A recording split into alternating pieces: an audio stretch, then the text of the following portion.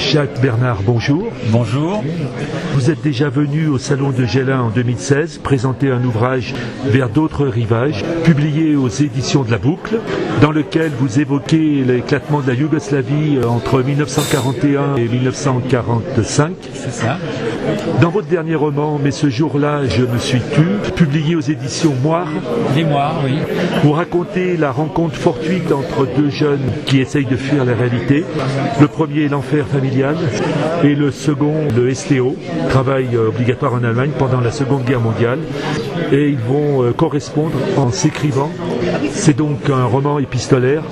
Pouvez-vous nous parler de ce roman ? Oui, c'est au travers donc des lettres que ces deux jeunes gens s'écrivent qu'on va apprendre leur histoire. Eux-mêmes vont finalement se connaître beaucoup mieux à travers leurs lettres qu'à travers leurs rencontres. Il y a aussi entre les deux une jeune femme qui vient se greffer, qui est la cousine de l'un et l'ex-amie de l'autre. Et elle va jouer un rôle très trouble. Enfin, plus on va en apprendre, plus on va comprendre que son rôle a été douteux dans tout ce qu'elle a fait pendant cette Deuxième Guerre mondiale. Comment avez-vous choisi ce titre ? Alors le titre, il a été choisi en accord avec la maison d'édition. C'est une des phrases du livre que nous avons choisi ensemble. Voilà, c'est une petite phrase du livre et qui traduit bien en fait l'ambiance générale du livre. Dans vos romans, vous parlez souvent du thème de la fuite. Pourquoi ? La fuite parce que c'est... Alors, tous mes personnages sont toujours confrontés à une situation de guerre et donc chacun essaye d'échapper à la situation de la guerre, que ce soit aux différentes périodes, et la fuite c'est un des moyens.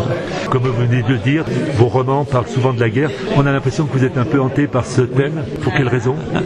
Alors pour quelle raison ? Difficile à le dire. Peut-être qu'il faudrait faire une psychanalyse pour ça. Non, simplement les guerres en fait. Vous avez parlé par exemple de la guerre d'Algérie. Oui, guerre d'Algérie, dictature croate, voilà.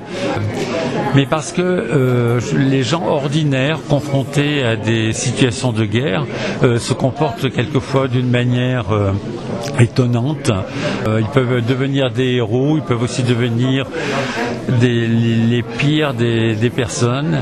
Et ça m'intéresse de voir comment des gens vraiment ordinaires, confrontés à des situations extraordinaires, se comportent, comment ils évoluent. Est-ce que vous avez un coup de cœur littéraire à partager ? Alors, coup de cœur littéraire, c'est un grand mot. J'ai des écrivains de prédilection et Philippe Besson, notamment, est un de mes écrivains préférés, oui. Et enfin, avez-vous un nouveau roman en préparation ? Alors, j'ai plusieurs romans en préparation. J'en ai un qui est terminé et que je vais publier, je pense, l'an prochain. Et puis j'en ai un autre qui est en préparation et donc celui qui va être publié est le journal d'une jeune femme pendant la guerre de 14-18. Celui qui est en préparation va traiter de l'histoire de l'Allemagne dans les années 60-70. Eh bien, merci beaucoup. Je vous en prie, merci.